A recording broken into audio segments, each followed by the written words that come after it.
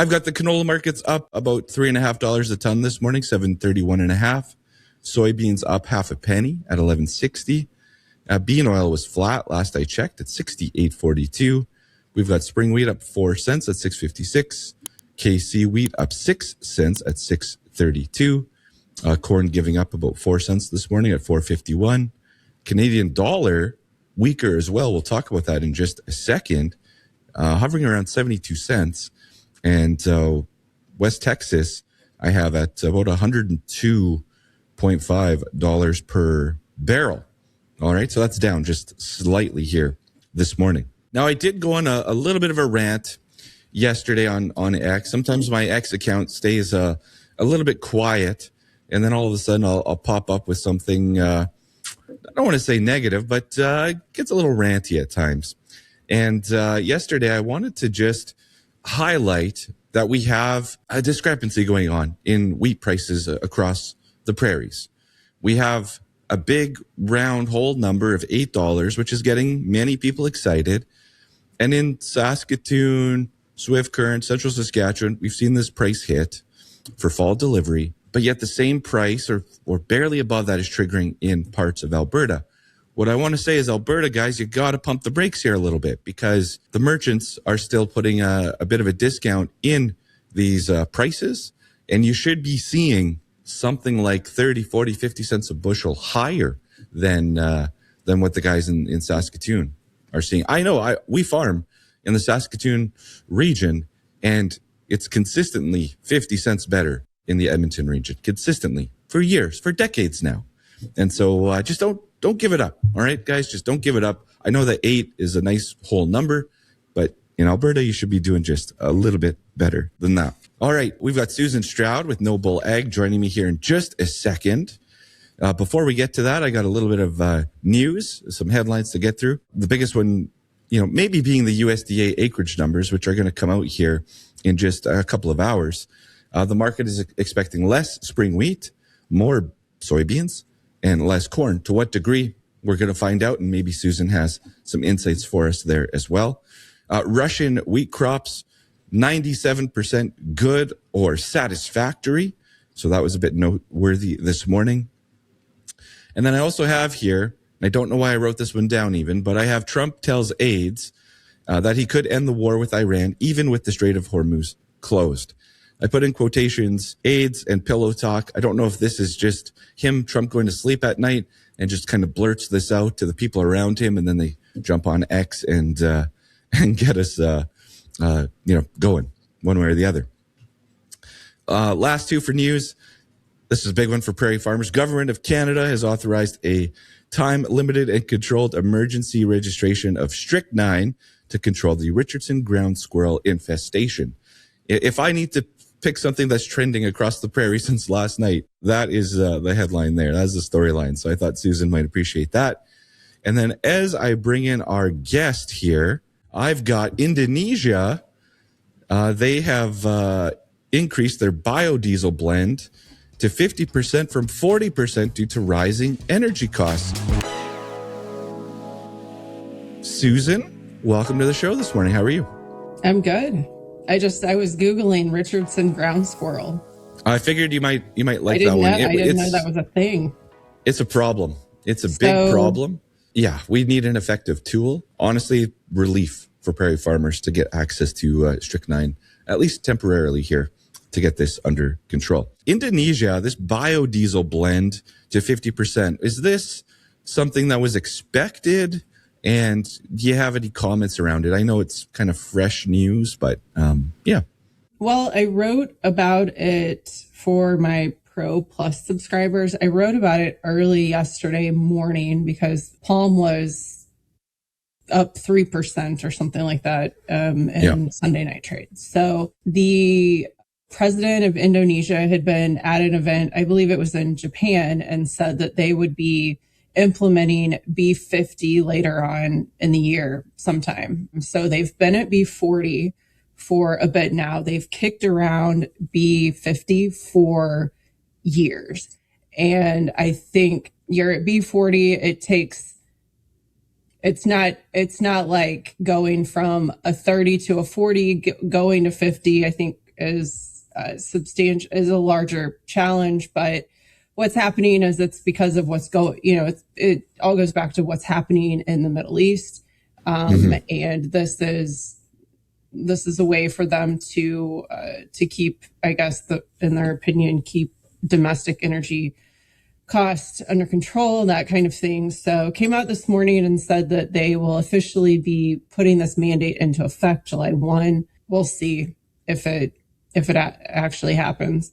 Either way, this is kind of, I think we have to be really careful here because we just had the substantially higher mandate here in the US for 26 and 27, which raises the amount of biomass-based diesels required to be blended into petroleum fuel supplies by more than 60% year on year. So what that means is that we're going to need effectively 60% more feedstocks. And, we have, I don't want to say it's a limited amount of waste oils and greases and that kind of thing, but the easiest way that you fill that void would be through crop-based feedstocks like soybean oil and canola oil. Now in the US, we cannot use anything that would be palm related cannot be used in biofuel production. It wouldn't qualify. It doesn't have a pathway in the renewable fuel standard, but palm is always, as any vegetable oil is, they're interchangeable. And so when you have the US making the move that it just did, and that's a lot of the reason that we see not only soybean oil, but canola trading at these really high prices. And then you have this situation going on in Indonesia. I don't know. I think longer term, it just means we're setting ourselves up for some food inflation, or it just exacerbates that piece of it. So I don't know. The market's really sensitive to this. I think we're going to reignite the food versus fuel thing a lot quicker than most people realize.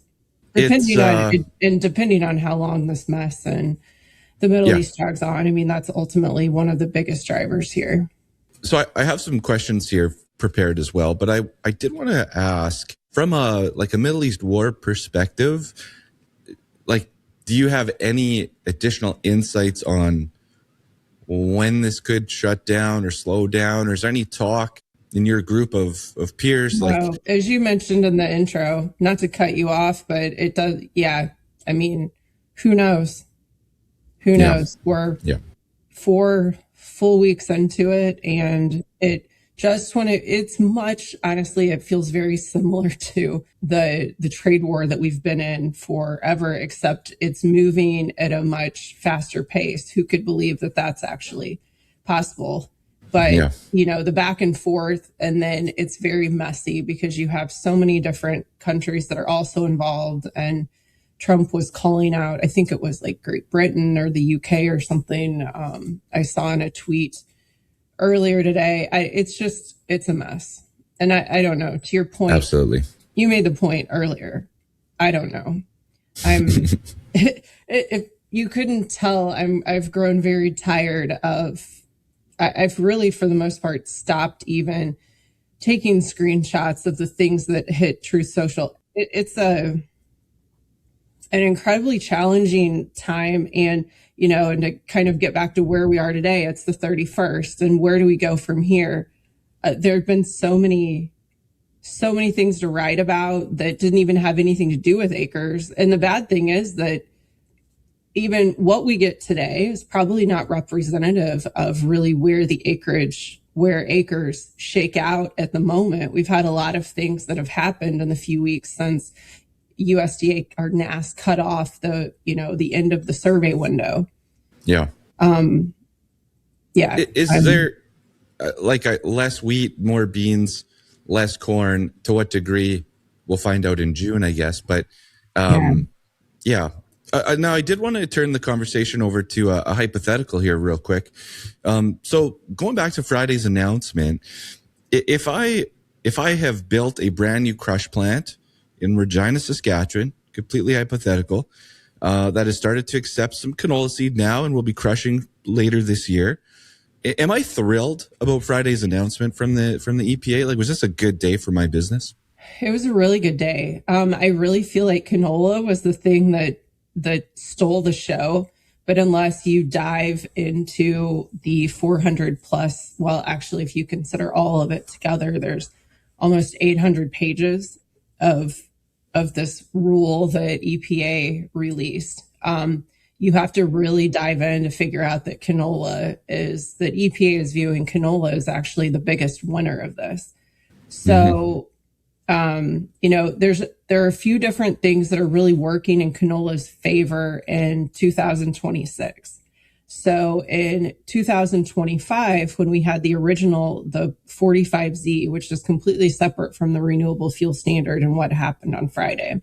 So with 45Z in 2025, you're still able to generate credits from, it doesn't matter where the feedstock is from, but it had to be below a particular threshold. The final fuel has to be below a particular CI threshold.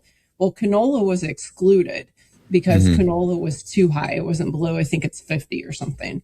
So the big change in 26 is not only does canola qualify for a credit now, it's a relatively small credit, but it's still a credit, but the feedstock pool just got a lot smaller because it's restricted to US, Canada, and Mexican origins only.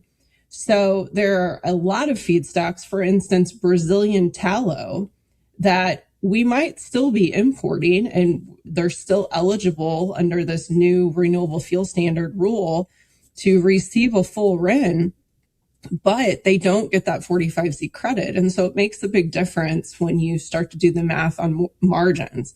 Canola now not only generates the 45Z credit, but it also will still qualify for that full RIN because they've kicked the can down the road for a couple of years on that RIN discount on imported feedstocks. So that's a really big thing. So I'm kind of jumping around here a little bit, but getting back to why Friday is so impactful. So we have this massive uptick in the amount of D4 RINs, biomass-based diesel RINs that are required in the mandate for 26 and 27. When you look at it on a gallon fuel basis, it's increasing the physical amount of biofuels that are required to be blended, biomass-based diesels to be blended into petroleum supplies by more than 60%. When you get into the numbers and you look at how EPA sees it playing out by feedstocks, they're seeing, and I'm using 2024 as a base year because 25 is complicated. Like I said, canola went to next to nothing for a while, and that's because of its exclusion from 45Z and other things, and tariffs and such that were already questionable.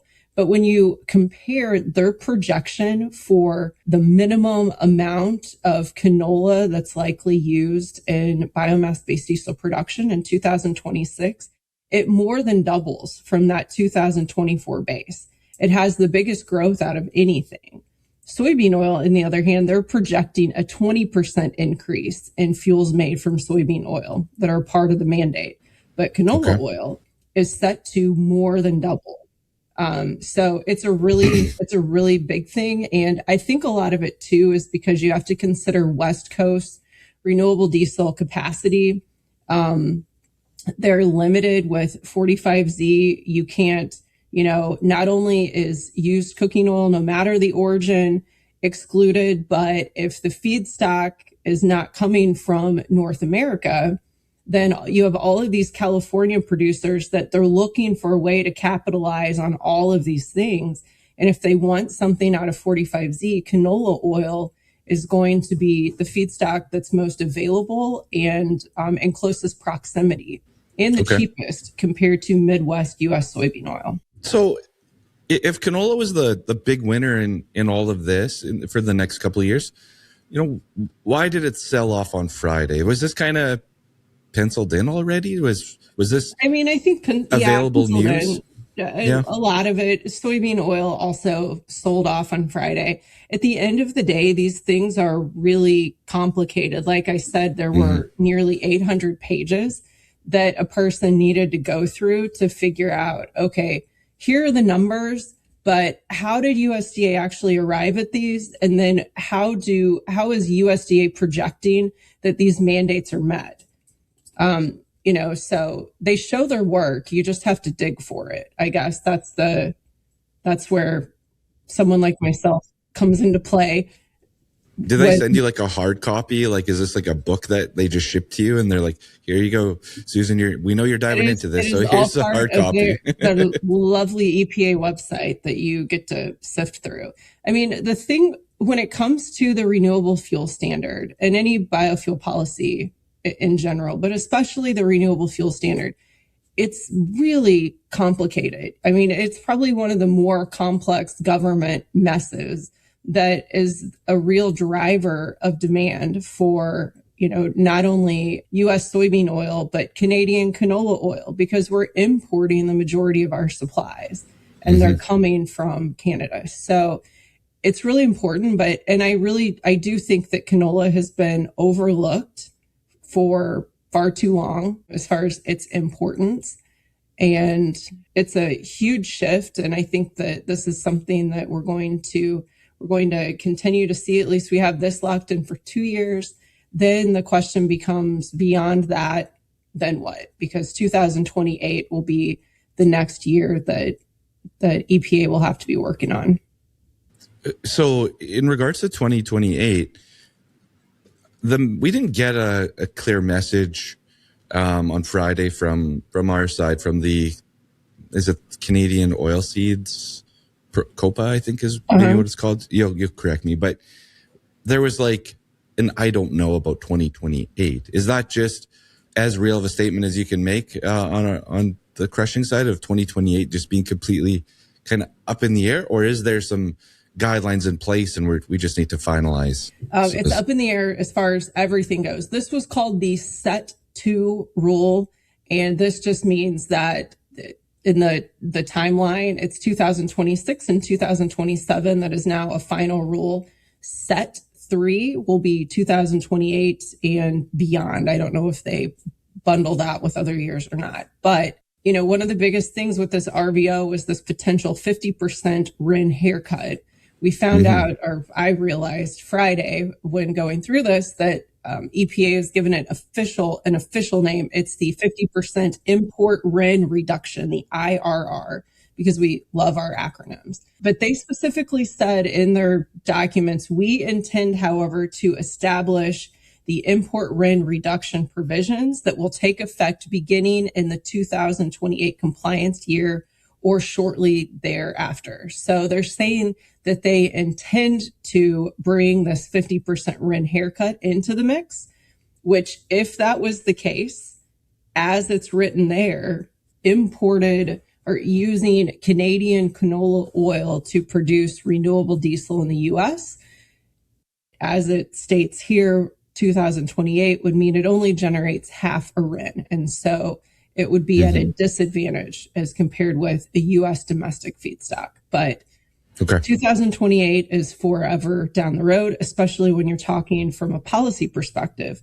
The bad thing is that because you can have, change, let's see, now I'm trying to remember, when is Trump out of office? 2028. Will we be working on a new administration by that point? Maybe. I think so. Math is hard. So you have that piece of it. Additionally, if you are a Canadian oilseed processor, what are you thinking about? Well, if things could potentially change in a huge way by 2028, you're not going to go and invest in new crushing facilities based on that alone. I think that there's still